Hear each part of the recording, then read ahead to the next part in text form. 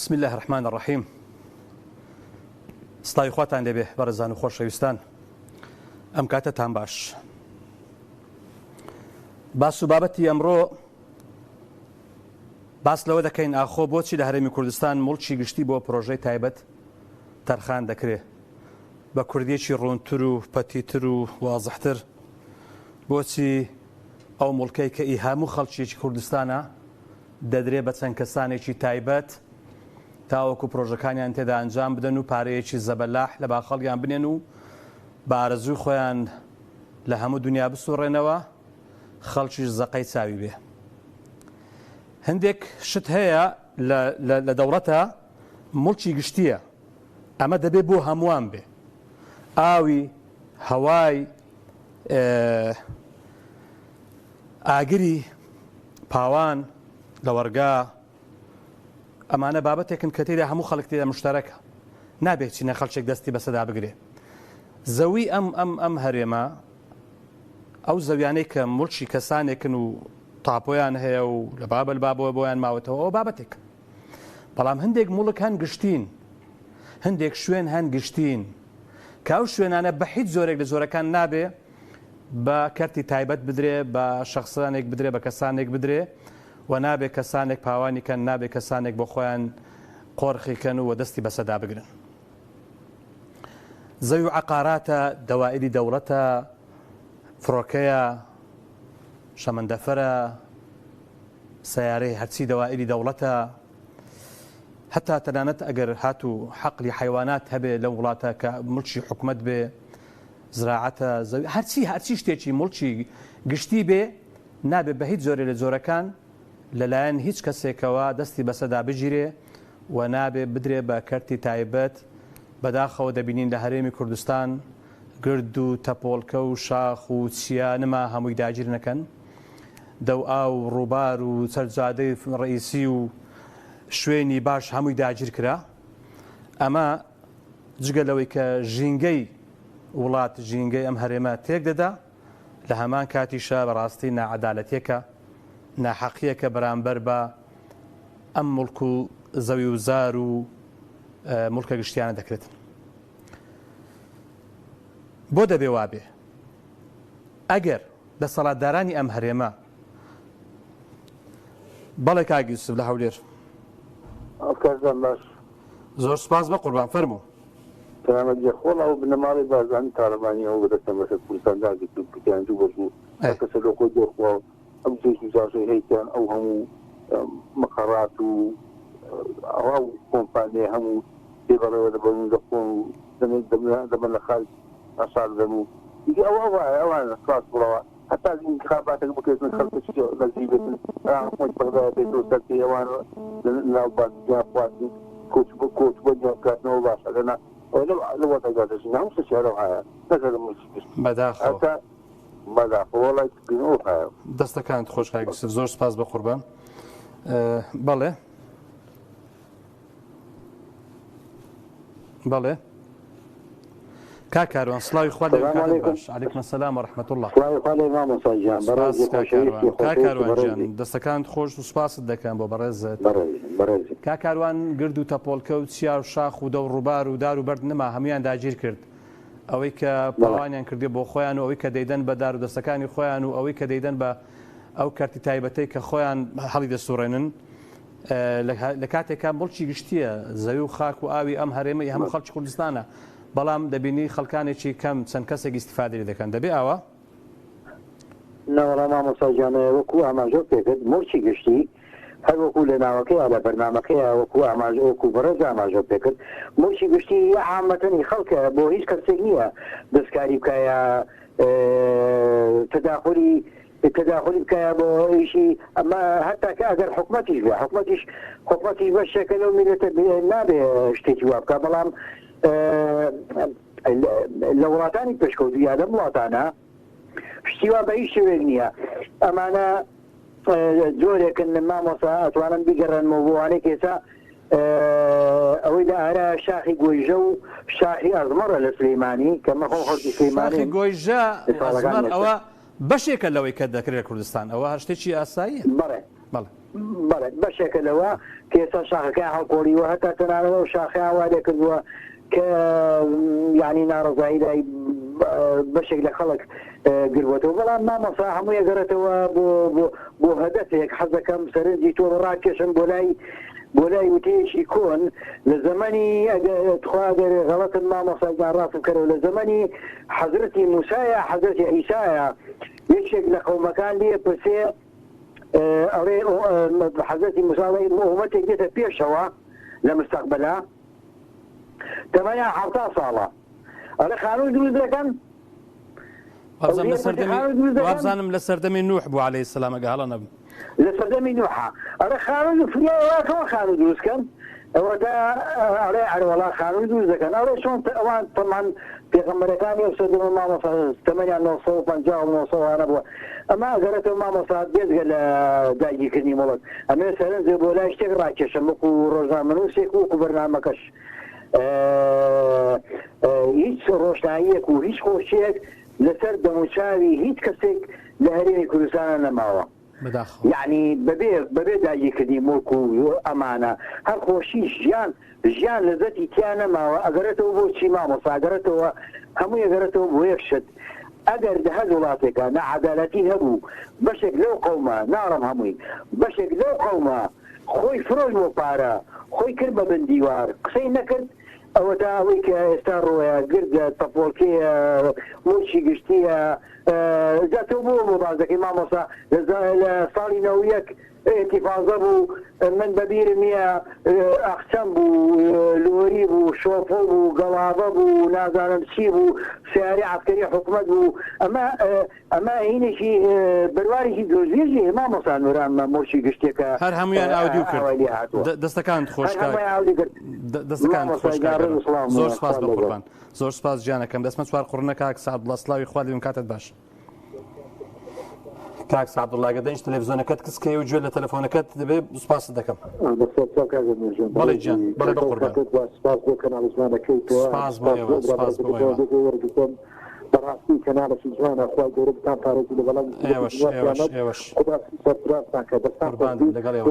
کوردستان وەرچی گشتی بۆ پرۆژەی تایبەت تەرخان دەکرێت وەڵاهی کاکە ئەنوەرجان زۆر شتمان باس کردووە نامێ یەکە جار دووەم جار نیوە بەڕاستی بەتایبەتی ئەو حیزبە دەسەڵاتدارانە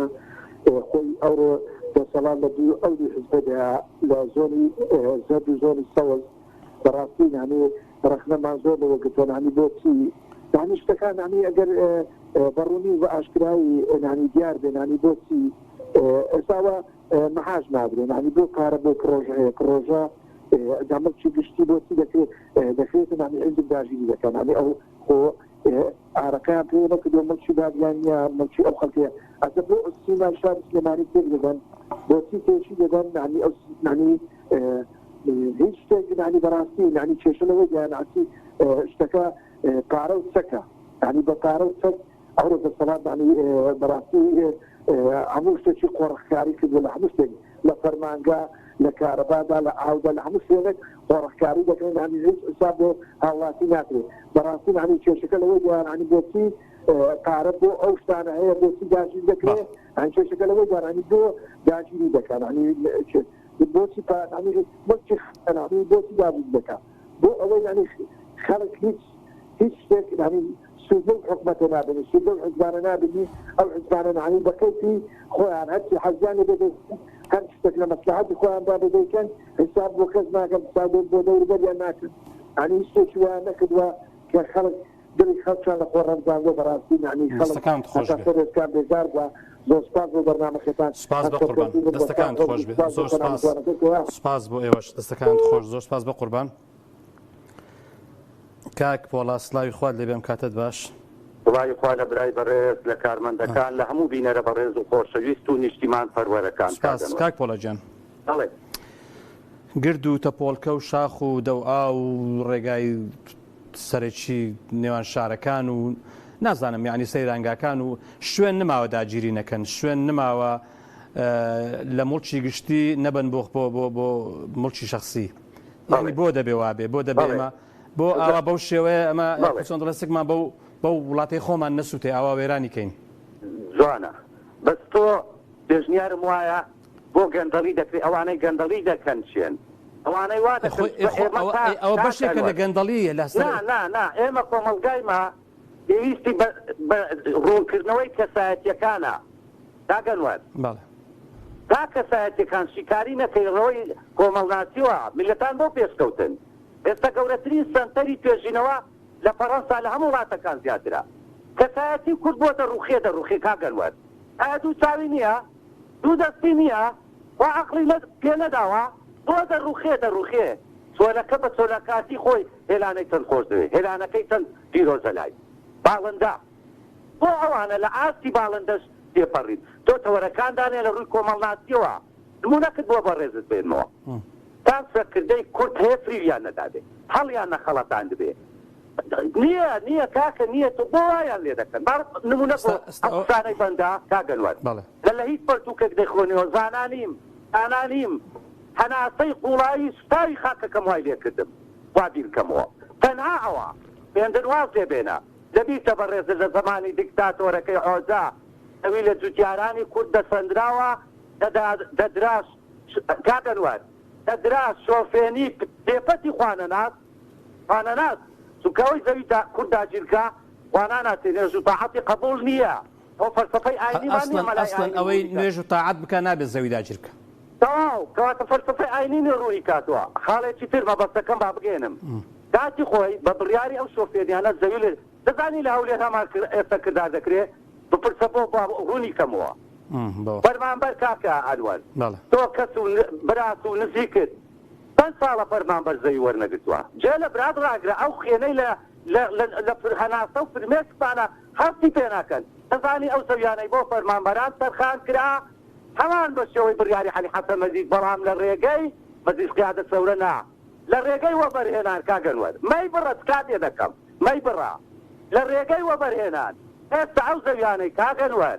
ئەو زەویانەی بۆ فەرمانبەران موچەخۆران سەرخان کرابوو لە بڕیارێکی تر لە سەنتەرێکی تر لە ڕێگای وەبەرهێنانەوە درا بە عەرەبەکان کەواتەوەی زەوی لە دووچارانی کوردستاندەوە و زەوی لە فەرمانبەرانی کوردستان بستێنێتەوە ڕاگەیان نەکان لە چێن مەلاگەیان لە چێن کاک پۆڵا یەک دقە کاک پۆڵا فراوانکردنی شار بە ئاسۆیی کارەسات نییە بابەستونی باە وازاریش بۆ دێدەن بە خەڵچێک دوایت بۆ دێدەن داکەنوەر خۆکە بوارم دەدەیت کارەساتی هەولێر بەڕێوەی ئەستا نایڵێم داکەنوەر بەس تۆزەک سەبر بگرەفتان لە هەولێرە دەکەن چونکە ئێستا دوو زۆر بەحسی پەرستەکان کاگەنوەر بوارمدا بەحسی پەرستەکان عەرەب پەرستەکان دوو چینی باڵادەستن لە هەولێر عەرەب پەرست بەحسی پەرست شوێن بەخوادەیان پەرستن دەستیان ماز دەکەن شەو ڕۆژ هاوار دەکات دەڵێ وازم لێ بینن دەستم بشۆم وازی لێ ناینن بڕی کوڕی ئامۆزاکانی سەدام داوی گەڕەکە کەشت بێدەڵم دەست کەناو لە گنازی کاچی من نیشتیمان پەروەر بە تەپڵە لێدان دروست نابێ ناخە پەروەردەیە فستڕەیە خواناتیە دڵسۆزیە هەڵگری بەهایە بەها تۆ لە بیرتە هاوارەکانی ڕوومادی بەچ عەبادی لێ نەگەڕان ڕەنگە لە بیرت بێ ئەگە لە بیرن نییە بەڕێزت بە بیر بێنمەوە ڕوومادی کە لەسێر کۆنتڕۆلی داعش بوو بە دوو جار کۆنتڕۆل کراوە لەلایەن حکوومەتی عێراق فترەی یەکەم ماوەیەکی خایان دواتر ئەوەی مابوو ئاوارە بوون کاکەنوەر کوردەکەی خۆمان سوو بە باوە شێنایەن بە فڕۆکە هێنایان چەند دەخوا ئەزانی بۆ کە دراوسێمانە ڕوومادی دراوسێمانە تەنها 500 کیلۆمەتر لێمان دوورە دراوسێمانە لە کاتی شەڕی برا زۆر سپاس کاک پۆڵاجان کاک پۆڵا کاتم زۆر پێدای کاک پۆڵاجان کاتم زۆر پێدای بابەوەی بزارێکی تر بیشە لە سپاس دەکەم کاک عەبدوڕەحمان سڵاوی خوا دەبێم کاتت باش کاک عەبدوڕەحمان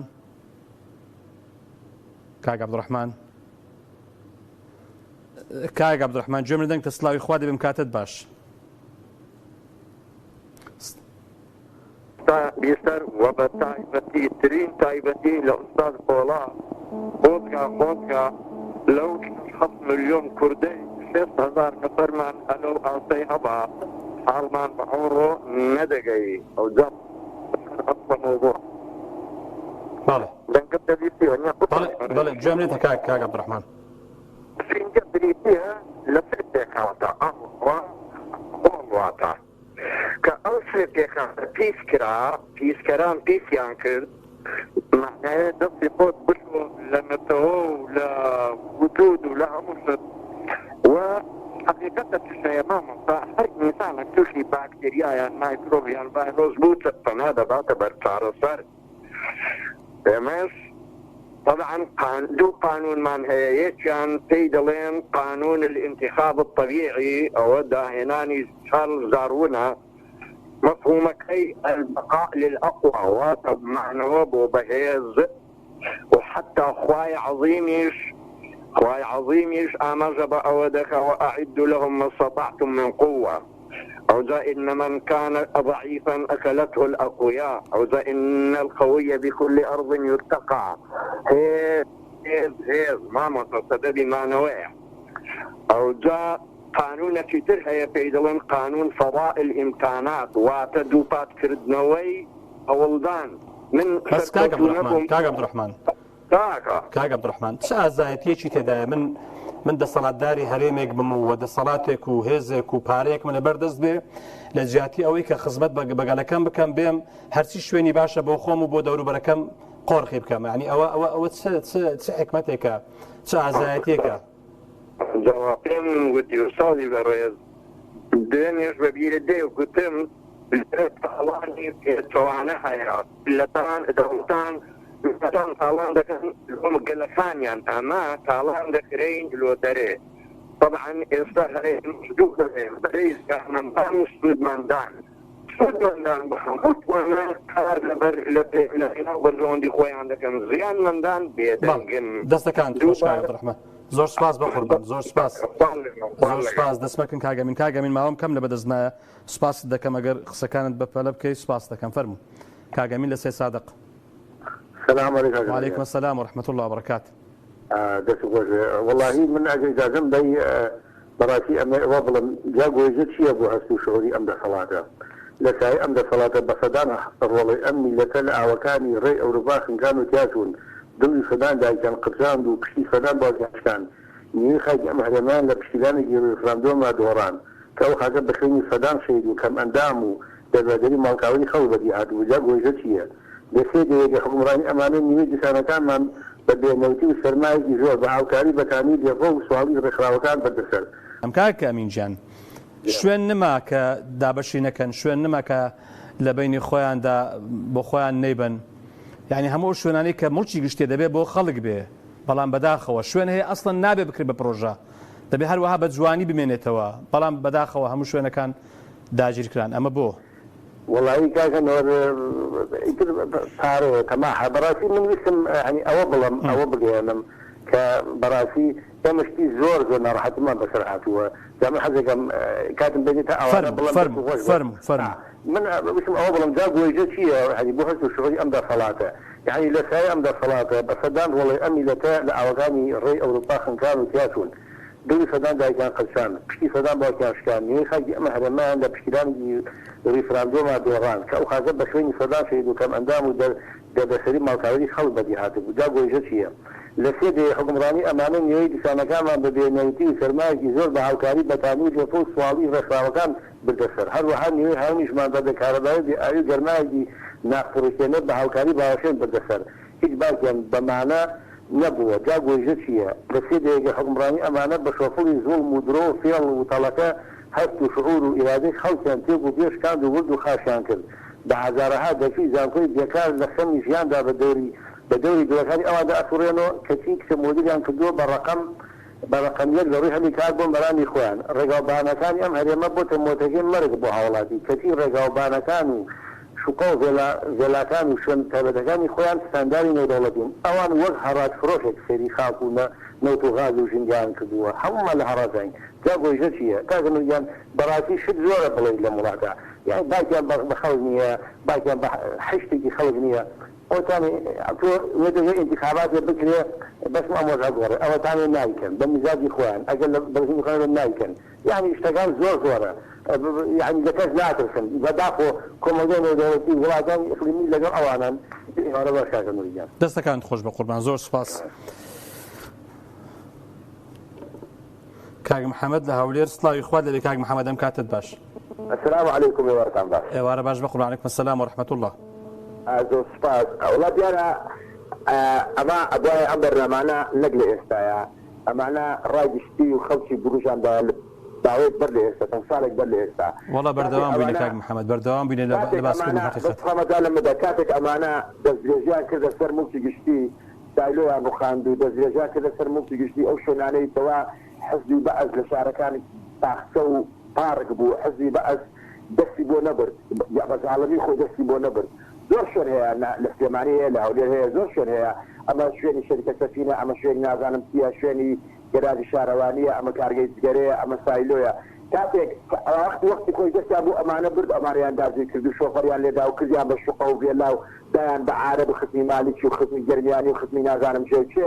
ئەو کات ئەگەر قسەی بۆ بکرایە ڕای گشتی بۆ وەربجیراوە خەڵک با سەرشقات ئێستا دەستیان بۆ شاخ و تیاەکان نەدەبێت ئەو کات بە ئاسانی زۆر بە ئاسایی دەستیان بۆ ئەمەکانە برد لەسەر تەری شارەکان وەکو سایلۆ زۆر شوێنی تر هەیە دەستیان بۆ ئەمانە برد کەس نەبوو ڕێگریان بۆ بکە بۆیە ئەمانە ئەزەوی نەما لە ناو شارکاتە هیچ شوێنێک نەما قوتابخانەیان فرۆز نەخۆشخانەیان فرۆز شۆفەریان لێ دەکردیان بە شوقا دەوی نەما ئێستا مەجبورن ناسارن پەنایان بردە بۆ شاخەکان و ڕوخاندنی شاخەکان تێکدانی سیناوێکی جوانی کوردستان ئەو شاخانەیەکەوا پشت و پەناکە سەرێنی کوردستان بوو ئەو شاخانەیەکەوا خەڵکی هەرێمی کوردستان جگە لەخوا و لەو شاخانە زیاتر کەسی تری نەبووە ئەمانە دەستیان بۆ ئەمەش کرد یعنی دەگەوی ئەخلاق نەما گەیشتە ئەو پەرقیمە بێ ئەخلاقی دەستبردن بۆ شاخێکەوە سمبولی ناوچەیەکە من لە ناوچەیە ناشین بەڵام پێم ناخۆشە دەرکم ژان دەکات دەستا خۆش بە قوربان زۆر سپاس دەسمە کۆیە مام زەوەر سڵاوی خوارد لەبێ مام زەوەر مام زەوەر دوێنێ هاتمە کۆیە طبعا ڕێیەکەی هەر خوا ڕەحمکە بەڕاستی ڕێگای مەرگە ناو کۆیش بەڕاستی هەر لە سەیتەرەی دێ ژۆرێ ینی شارێکی زۆر بانی بێ خزمەت گوزاری دیارە شارێکە بەداخەوە بۆ وایە ئەوە ئێستا دوا بدەرەمەوە با باسی گۆیزە لۆ بکەم گۆیزە با باسی گۆیزە لۆ بکەم بەڵێ دەڵێم نوگرە سەلمانە ئێستا کە گۆیزەکەی سلەیمانی ئەنفالێکی دارستانە بۆ هەڵمەت و قوربانی بەدەستی حکمی نەزانە کوا خۆشی خەمی هانی بە هەمە جۆری داری جوان گۆیزەمان پارێز دەبوو گۆیزەکەی کوردستانمان کوێستانێک بوو سازگار دەبوو بە ئاوەکەی سەرچنارمان هەموو دارێک پاراو دەبوو سنەبای گۆیزە بۆ قوربانی خەندیری سەرسان دەبوو خەم و پەزارەی ناخۆشی سلەیمانی ڕزگار دەبوو ئەمە کاری دۆستانە بوو کوردستان دڵخۆش دەبوو گۆیزە جوان و ڕازاوە بێ میوانی سەرسام دەبوو ئەوانە ناتۆ کوردستان ئاوەدانکەنەوە ئەوە دوو حزبی سەرەکی گەندەڵی مافیانە باسی سەدامان دەکرد ئەوە لە ئەتاتورکوانە خراپترن لە سەدابی خراپترن ئەو سەدام بە ئاسکرا ئەنفالی دەکردی کۆتایی پێدەینە بەڵام ئەوانە بە برسێتی بە هەموو شێوەک ئەنفالت دەکەن کێوەکان داگیر دەکەن سەرگردەکان داگیر دەکەن ملیارەها دۆلاری خەڵک داگیر دەکەن ڕێگاوبانەکان نایەن ئاوەدان بکرێتەوە بکتە دوستایی تونێلەکان نایەن تا بکرێتەوە گوندەکان نایەن ئاوەدان و جوانبی و مەڕ و ماڵاتی لە گوندەکەی جیاوەشتۆ برێ ئەوە گوندی فلانی وەزمەڕ و ماڵاتەکەیانە بە هەموو لایەکیوانە دژی میلەتن ئێستا 150,000 بندیوانیان هەیە گەنجی ئێستا کە دەوەرە تەعینت دەکەین لێجێ ئەوانە پڕ بکەوت دەبێت چەند هەزار مردیان نسیبی ئەوە زندەکەیان بە مردیدانە مردەکەسەوە حسابی پێنا کۆیە بۆ ئەوهایە کۆیە بۆ وایە وەڵادا کۆیتم بکەین شاری شەهیدان چوارتلای گەورە شارێکی کۆنە و مێژوو سەروەرە بەهانای نایەن لا پیاوی گەورە لە لای قانون شپنجێ خراوە ئەم شارە کۆنەوەکی خۆی ماوە ئەم وەخت خۆی بە ئومێد خۆشتایم گوت چەند جار تعلیقم لەسەر وەزیری شارەوایی لێدا کە کوڕی عوسماعونی خەڵکی کوێیە وتم کاک ئومێد وەرە پێکەوە میرسێتی تاوکەن ناو شاری کوێ چارە سەرکەن چی دەوێ هەر سارەی ساڵانە 20 میلیارد دیناری لۆدانی کیفایەت هەمووشت چارەسەر دەکرێت هەموو ڕێگاوبانەکانی کوردستان 1 تریلیۆن دۆلاری بەسە بەنە فەقەت بە ڕێگاوبانت بە گوندەکانت بە دووسایدە دەوەندە دامینێتەوە بەڵام کاکە ئەوانە میلەتەکە خۆ قبول دەکە قبول دەستەکانت خۆش بەم زۆر دەستەکانت خۆش بە قوربان زۆر سپاس دەکەم دەسمە سلێمانی شاری هەڵمەت و قوربانی کاک محەممەد بەڕاستی داوای لێبوردن کاک محەممەد دەکەم لە سلیمانی و پەیوەندەکەی پسرا پێم خۆش بوو وەرمان بگرتە باە کاک محەممەد داوای لێبوردن دەکەین پەیوەندەکەی پسرا سوپاس بۆ بە ڕێزانەیش کە تا ئێستا بەردەوام بوون لە پەیوەندیکردن لە حقیقەتدا بابەتی مڵکی گشتی چکە نەمڵکی ئەو حکومەتەیە نەمڵکی حکومەتی ئایندەیە نەمڵکی حکومەتەکەی پێشترە مڵکی گشتی مڵکی هەموو کەسێک تایکێکی ئەم کوردستانەیە. کاک هاوڕێ حەچیم لە گەرمیان ئەم کاتۆ باش ئەم کاتەوە باش بە قوربان لە گەرمیان لەکوێ کاک حەچیم لە کەلار لەکوێ گیان لە لادیەکانم زەردەریکا ئەگەر بەخێربێ سڵاو بۆ تۆ بۆ ئەهلی زەردەلیکاو قوربانی تۆ قوربانی تاگەنوەرگیان وەڵی زۆر زەحمەتە ئێوە ئاوقەتان مەمەوە هیلاکەکەن ئەو دەرگای پەرلەمانە داخل ئەخدی 50 ساڵیان کرد بەبێ ئەوە میلەت بزانێ ئەو لە سەتا پەنجاوێکی خاکی کوردستانیان داوە دەسەوە ئەو 36,000 پێشمەرگە کوژیا یعنی وۆژە چییە؟ والله زۆر وڵا کاک هاوڕێ حەچیم ئەمە بە تایبەت بە حەقەت یعنی بەرنامەکەمان تەنها لەسەر گۆیژە نییە. گۆیژە شوێنێکە بەشێکە لە هەموو ئەو مڵکە گشتیانەی لە هەرێمی کوردستان کە داگیر کراون. نامەساوەگیان ئێوە هیلاک نەبوون مناڵن ئەوان چودان کوردستان چی بەسەر هاتیە ئەوان چودانی ئێمە لە ئەمساڵە چینان بەسەر هات چۆن ماڵمان کاول بوو والله نیان بینیە والله مەگەر بە ڤیدیۆ تەلەڤیزیۆنی ئایسە بینیان هەر حەز ناکەن بشی بینن حەز ناکەن بشی بینن بەداخەوە ئەی قوربانی سەر و ئەمان بوو پێشمەرگە خۆیان یان خوش و خۆیان تاجەکەیان بۆدانە ئەی تۆ باسی ئەوە بۆ ناسی گۆژە چییە باکم والله بلاوەتەوە ئەم کەژی دەدەی ئێمە قیمەت بکاتێن بەخوا ئەیفرۆشن بە خێڵشیانە نای بەس ئەوان هەن لە هەوڵی پارا کاکە ئەنوەرگیانەوان کەی لە هەوڵی میلەتا بوون کەی لە هەوڵی شەهید و ئەو هەموو شەیدەکە گەری ڕەشۆ بوو ئەو هەموو ئەنفعالە والله دێ هەیە لەم دەوروبەرەی ئێوە خۆزگا و کەناڵەتان بەهاتای والله هەزە نەفەری تیا چووە هەر بە عایدەکەی تیا چووە بەداخەوە بووە کە ڕەتێک نەماندی کەناڵێ بێ برێ کاکە هەموو مەسئولەکان لەم بنارا بوون ئەمە مەڵبەندیان لێرە بووە ئەوە مەخەڕیتی لێرا بووە بووە کە ڕەتێن نایەن ئەوان لە کاک هاوڕێ حەچیم ئەو دەی کە من لێی لەدایک بوومەوە ئەو دەی خۆم ئەو هەمووی لەبن هەولێر تا ئێستا زادەی قیری نییە تا ئێستاکە یعنی نەخۆشخانەیەکی نیە تا ئێستاکە قوتابخانەکەی وەکو پێویست ئاوادان ناکرێتەوە ینی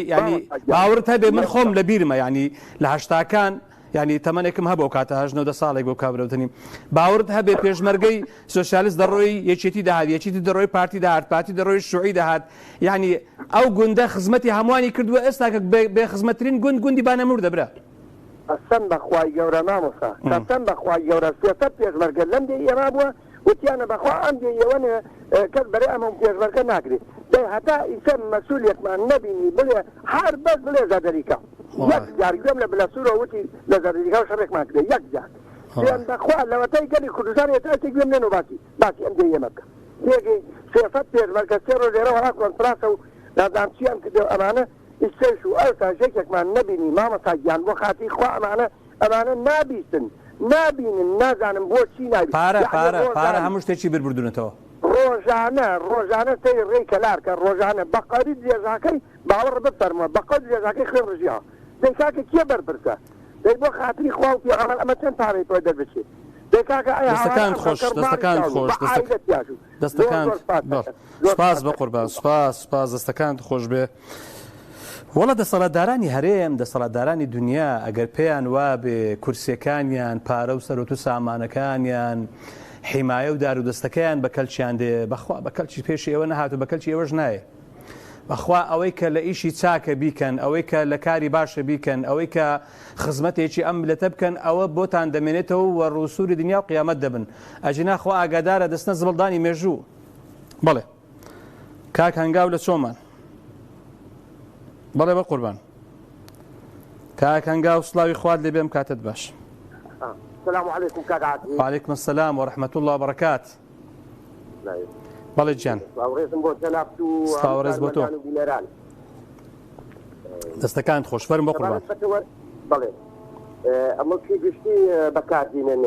کاک عادی وەنیا بەڵێ ئەمە پێی گشتی پێ بەکاردێنێ دەسەڵاتدارەکانن طبعا دوو دەسەڵات طبعا یەکەسیان لە هەولێر یەکەسیان لە سلێمانی پێ بەکاردێنی خەڵکی فەقیر نەوێری بەرکرێت حاردیان نەهێشتن کات عادی بڕۆ هەر خاکەکی نزیک لە شارەکان بەرعەی گشتیا خاچی گشتیا هاوکاریشان کردیا دایان ئیدارەی شارەکانەوە قەرزی ڕعیشت پێدراوە کات عادی فێربەندیشی کردووە مەرعەی گشتی گەڕاینەوە بۆ سەردەمی ئامون و پارچەکان گەڕاینەوە وڵاتیان خاچیان هەیە هەمویان فرۆشت ئەو مەرعەی گشتیانە پێویستە بۆ گشتی بەکار بێ ئەمە هەزاران کرێسیمان هەیە دەبیان کە لە پرۆژە و خانی 100 مەتر بدەنە کرێسی هەزارەکان کە دەب کوردستانە خەڵکی ئەم کوردستانەی بستەنسیان نییە لەسەر داڕیشتن بدەنە ئەوانە بەرپرسەکان ئەوەی بەکاردێنیت ئەودا نەخۆشخانەیە ئەودا کۆمپانیایە ئەودا بەنزخانەیە ئەودا فرۆشتنە پارە دەزیفانکردنە فەقیریش نەوێری ئەگەر فەقیرت بچی لەسەر یەک بچی مەرعەتی گشتی یەک وەسەی دروستکە فەقیرەکە پێشی هەمان شکایەتەی لێ ئەکاتن هجوومیەکەرە سەر و پۆلیسێن و ئەیگرن دەسیزمیەکەن بەڵام دەسەڵاتدارەکە هاوکاریشی ئەکەن کات عادی ئەمەیە وڵاتی وێران ئەمەیە وڵاتی گەندەڵ بەداخەوە دەستەکان خۆش بە قوربان زۆر سپاس دەکەم زۆر سپاس نێزیکی 300,000 خێزانی ئەم هەرێمی کوردستانە لە خانی و کرێ دانیشتووە باشە ئەگەر ئەم حکومەتی هەرێمی کوردستانە تەنها لە 2003ەوە کە تا ئێستا 21 ساڵە باشە 21 ساڵە لە 2003ەوە ئەگەر ساڵی هەندێک خانی و دروست بکردا باە بە خێریش نەیدا بە خەڵک کاکە بە خێر مەدەن بە خەڵک بە پارەیەکی کەم 2000 سەبر لیان وەرگرنەوە ئێستا خەڵکی هەرێمی کوردستان لە خانی و کرێ نەدەگەڕا کاک محمود پیرەمەگرون السلام عليكم محمد طيب الرزباشي. عليكم السلام ورحمة الله وبركاته. دەستخۆشی بەرنامەکە لێکم بەرنامەکەت سپاس بەخۆ بەرنامەیەکی سەرکەوتوو بەڕێزانە سپاس بەئێوە سەرکەوتوو سپاس دەکەم دەستی خۆش بێ بەڕێزی سپاس جانەکەم وڵاهی بەڕێزەکەم یعنی ئەڵێ ئەگەر دنیا بدەی بە کۆڵا ئەگەر ببێ بە کۆڵا دنیا بدەی بە کۆڵا ئەبێ بڕدەی لە کۆڵا ئامۆژگاری من بۆ ئەو سەرگردانەوەیە دەست هەڵگرن پیاوی چاک بن برای چاک بن یعنی دەست هەڵگرن لە کردەوەی خراپ هێشتا زووە وەڵاهی هێشتا درەنگ نەبووە هێشتا زووە شەیطان هەڵیان نەخەڵەتێنێ بڵێن وەڵا ئیتر ئێمە بێعەمەل بووین و پاش شەیطان هەڵیان نەخەڵەتێنێ یعنی هێشتا درەنگی بچنەوە بە خۆیانە ماڵی خەڵک نەخۆن مڵکی خەڵک داگیر نەکەن فەسادی نەنێنەوە شتی بەرەڵایی و بەخلاقی نێنە وڵاتەکەیانەوە یعنی من ئامۆژگاری ئەوەم هەیە بەڕاستی کەمێک ئەگە کەمێکیش بێ بچێنە بە خۆیانە زۆر باشە بۆ خۆیان و بۆ میلەتەکە یعنی دنیا چییە واتۆ ئەمەنە ئەیدەی بە کۆڵ تا و باری خۆت قورس ئەەکەی یعنی دنیا ئەوە ناهێنێ بەڕاستی ئەمە باری خۆمانی بۆ قورسکەین داوایان لێ ئەەکەم داوا لە سەرکردەکانەکەم لە هەمیانەکەم یعنی بەڕاستی کەمێک بێ ئەگەر کەمێکیش بێ بچنەوە بە خۆیانە زۆر لەوە باشترە کە هەر هیچ هەنگاوێک نەنێن بەڕاستی لە جێ خۆیانە با نەچەقن با ئەوە نەبن یعنی خەڵک لیان بێزار بێ لە باتیەوەی پرۆژەی جوانکردن بۆ خەڵک لە باتیەوەی کە بە کەڵکی فەقیر و هەزاران بێن لە باتیەوەی کە کرێچەکان ڕزگارکەن لە خانی کرێ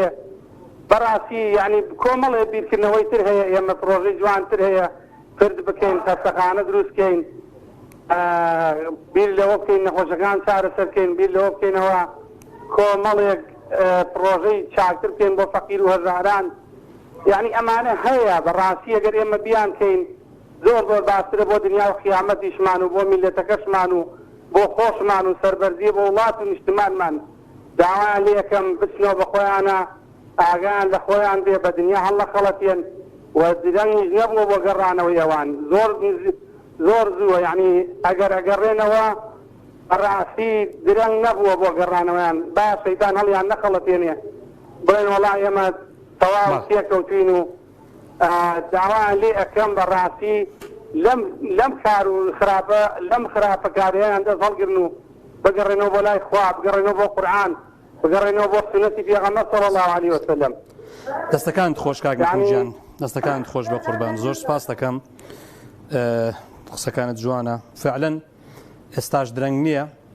ئەگەر دەسەڵاتدارانی ئەم هەرێمە بە خۆداچوونەوەیەک بکەن ئیعادەیەکی نەزەر بکەنەوە و سەیرێکی ڕابردووی خۆیان بکەن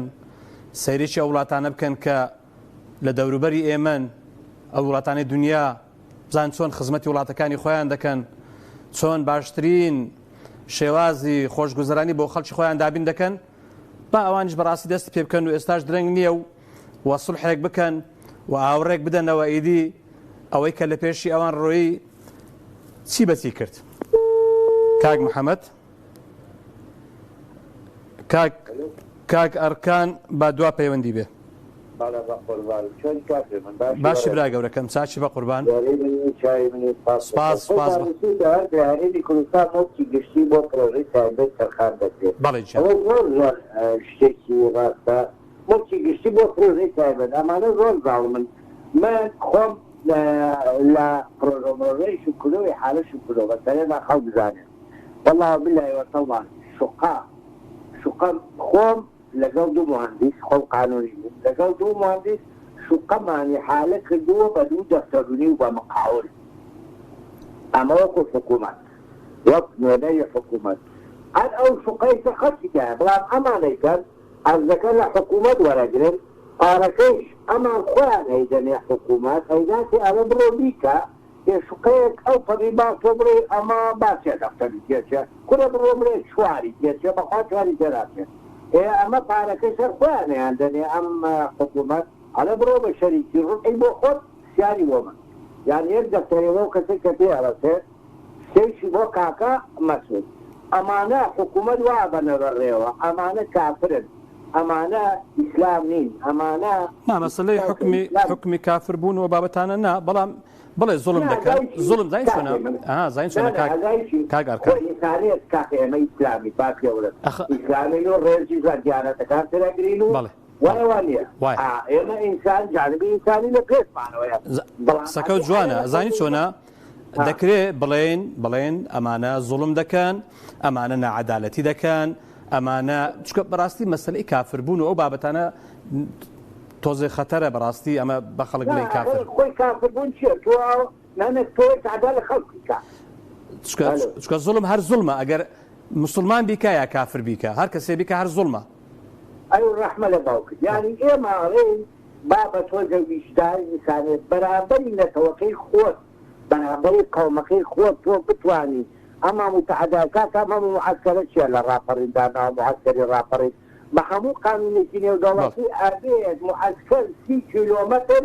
لە دووری شار بێ بۆ نایبێتە بانگەبانی سەرناو ئەو مەنتیقەی ئەم دەشتەی لای بۆ نایبێتە ناوشوان بۆ معەسکەری لێرەدانەوە قەدان 1000 کیلۆمەتر داگیر کردووە ئەوە تەوزیعی کە کاکە بیدەرە خەڵکی سربەشی مەدەرەما خۆی بیکاتە خانوو بەس تەختیتەکەی بۆدانە خەریتەکەی دەستەکان خۆش ئەمانەی بۆدانە ئێمە ئەم ڕەسمالیەتە ڕەسمالی بەداخەوە نظامە ڕەسمالیە ئێمەی کوشتووە ئەمانە وەڵڵاهی بەگەرۆ سەدام حوسێن خوا هێزی چاندۆ بنێرێ لە 10,000 کیلۆمەترەوە تەفر و تونایان کا خوا تەفر و تونایان کا لەناو ناچن کورم یا کاکەم ئالەمانە زایە هەموو گەندەڵی فەسادیە تواگان لێ نییە چی فەسادێ بڵاو بووە هەم لەناو پیاوە هەم لەناو حقێکی قەبر هەڵکەرین بۆ خۆیان بچنە دەستەکانت خۆش کاک ئەرکان دەستەکانت خۆش بە قوربان دەستەکانت خۆش زۆر سپاس دەکەم کاک محەممەد لە سلێمانی دوا پەیوەندی بە قوربان سڵاو بە قوربان ڕای تۆز پەیوەندەکان زۆرە پێشن یعنی زۆر ئەمێنینەوە لەسەر وایە ڕاستەکەی بەس حەزەکەم بارەزوو خۆیان قسە بکەن بڵێ بەڵێ ماوە تاجوان ئەمانە ئەوە هەڵ ناگرێت ئێمە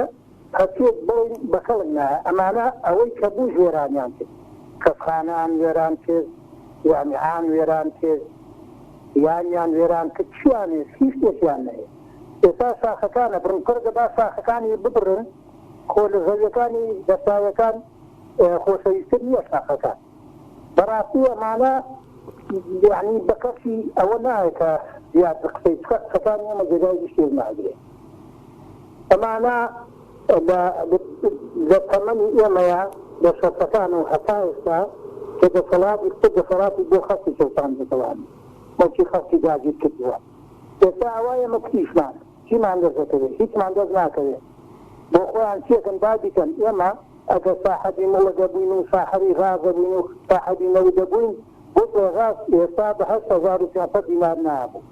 یا بەرمیلیۆنەوە بە 150,000 نابوو ئێمە وەکو میلەت هیچ دەسەڵاتمان نییە هیچمان پێ ناکرێت بۆ خۆیان مخەوەبن دەسیا خۆیێت چێکن بابیکەن ئەو خەڵکە قسە ناکە ئەوەی دەوروبەری خۆیان تێر کردو ئەمی کریشی ئێران کراوە ئەمان هەتاوەتا معاسەکە بەحتا بەڵێن بەغا دژمنە معاسەکە ئەوێ کاکە ناوەکەم بەرێ قایمەکەم بەرێ ئەو بۆی نامێرێ ئەوەش کە هەیە بیبڕ بڕێمە وێدی چی بەرامت کرد زانی خواسیەکە دەستەکانت خۆش سپاس بە قوربان سپاس دەستەکانت خۆش گوێتان لە پەیوەندیەکان بوو ئەمە بەشێکن لە خەڵکی هەرێمی کوردستان کە پێیان وایە بە هیچ زۆرە نابێت دەستکاری لە مڵکی گشتی بکرێ و ئەو نەعەدالەتی هەیە ئەو ناشەفافی هەیە ئەو زۆڵمە زۆرەی هەیە لەسەر مڵکی گشتی بەڕاستی کارەساتێکە لە داهاتوودا خەڵکی کوردستان لێی زەرمەند دەبێ خواتان لەگەڵ